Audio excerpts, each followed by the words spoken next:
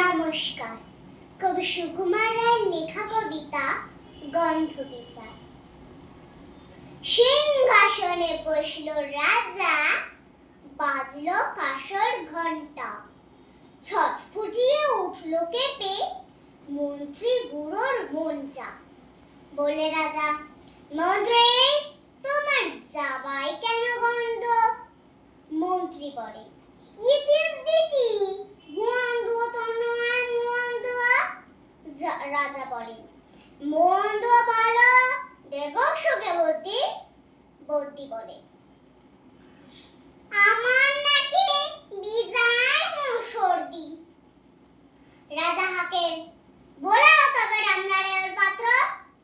পাত্র বলে, নসি নিলাম কুড়ি এই মাত্র। নসিনী গন্ধ যে না, গন্ধ কোথায় ঢুকবে? রাজা বলেন, কোটাল তবে এগিয়ে এসো, শোবে। কোটাল বলে,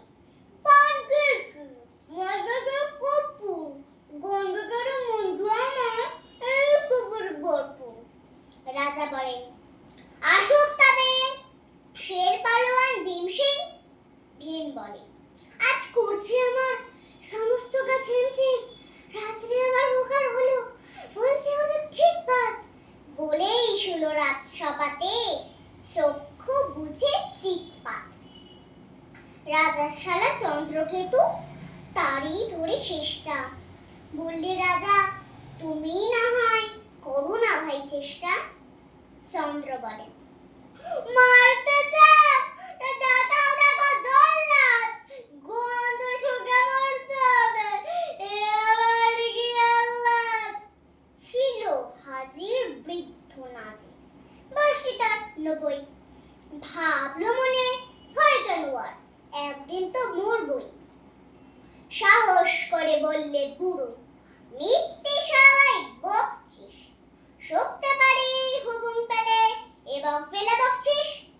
রাজা বলেন, 1000 টাকা ইনাম পাবে সত্য।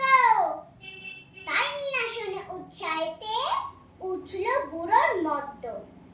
জামার পরে নাক ঠেকিয়ে শুকলো কত গন্ধ। রইল অচল, দেখলো লোকে বিস্ময়ে বাক বন্ধ।